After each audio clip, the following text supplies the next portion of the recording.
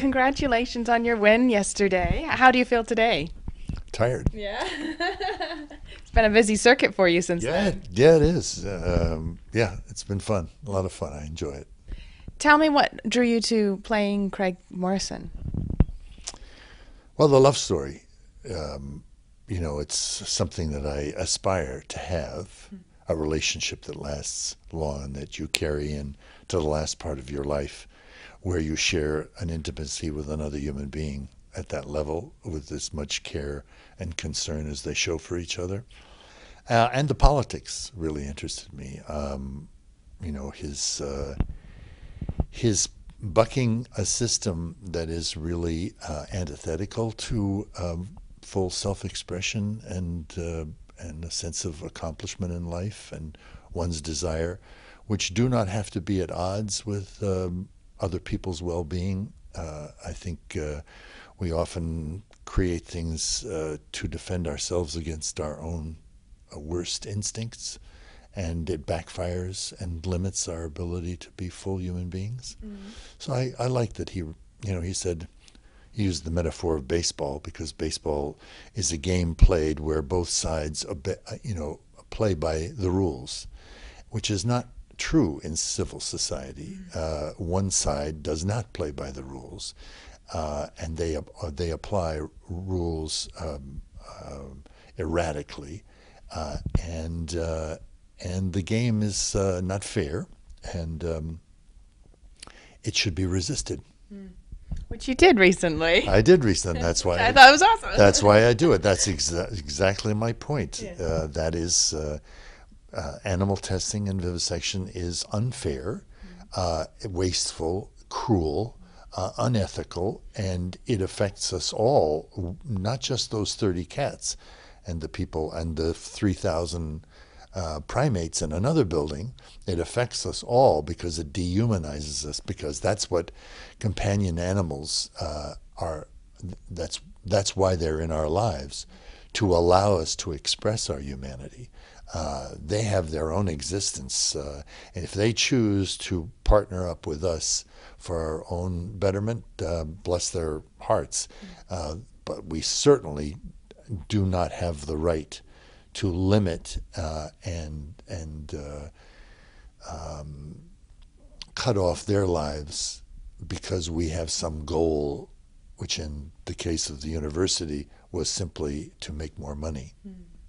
So if we make more socially conscious films, if Michael pens another one, then you're here? Oh, absolutely. I asked him, I said, please do something about what's happening in Alberta. I was in The Tarzan. Yes, I was in Washington when the First Nations women came, and they are extraordinary women and very articulate. And they are experiencing firsthand what is happening to our earth. And it's all our earth, not just in Alberta, not just in their communities, not just for Indigenous people, but for all of us. And I think there's an incredible story.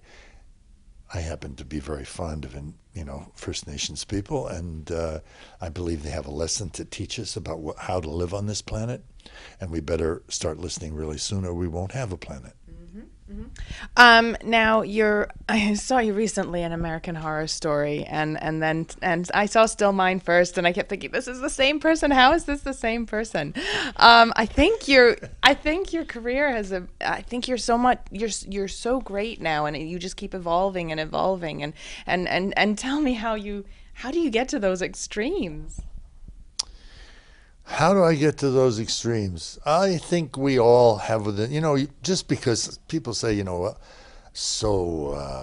Prince Philip was a jerk. And I say, you don't know Prince Philip. You don't know Prince Philip even when you watch a newsreel or an interview. That's only a very small, and it's two-dimensional. The real person is far more complex, and I believe within us we have all of these. I have a Hitler in me. I choose. We all do. We all do. Yeah. And so what the actor does is the actor goes to that place where she or he no longer censors that and allows that to be channel through him, to hold up to the audience an image where they can sit back and say, that doesn't have to be me. We don't have to do it that way. or the bravery of that choice. I could do that. And that's what we do it for. And the gentleness of that relationship with Craig and his wife and in that story and just bringing that together. How was your relationship with Geneviève Bujold in creating that? Well, I told Geneviève I had a crush on her when I first started in Hollywood. She was, a star then, and lovely to look at, and incredibly sexy, and just it's a thrill actually to play a scene with that face and that person who I've known that long and never had a chance to be with or act with. And she's, I happen to be very fond of French Canadians, and she's very feisty, but she's also on the shy and timid side. So it brought out in me the desire to protect her and to support her and to be as gentle as possible and to work it out so she felt safe doing what she had to do. And that all fit the character. So I think that's in the performance, and that's because of her. Yeah. I'm really looking forward to seeing how audiences receive this film, because we've recently had a more come out, and it's telling a different love story of a different age set. So I wanted to know how you felt about telling that love story, because for one thing, we don't see a lot of love stories in films anymore. We see, rom-coms or, but we don't see, like you say, that testament of time. Yeah. Well, I think they're both, this film and Amor, are very important. I think it's going to happen to, the awareness is growing. What used to be invisible, older people were basically invisible. You put them away in homes. They were the people who shuffled very slowly down the street and you paid no attention to, because life is about the young, And I think as this baby boomer generation matures, people are going to realize that life goes on till the very end and is to be lived and experienced to the very end. And the people of that age make a contribution to us because they have survived.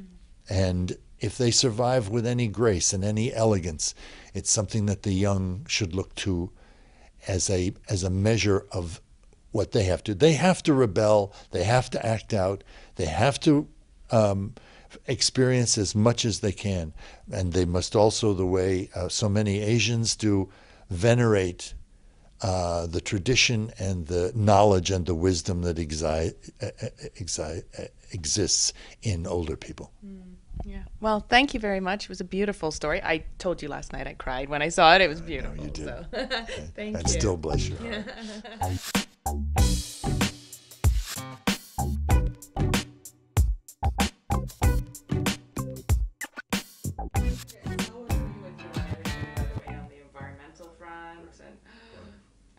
I can't wait till I'm 40. I've decided when I'm 40, I'm going to start chaining myself to trees.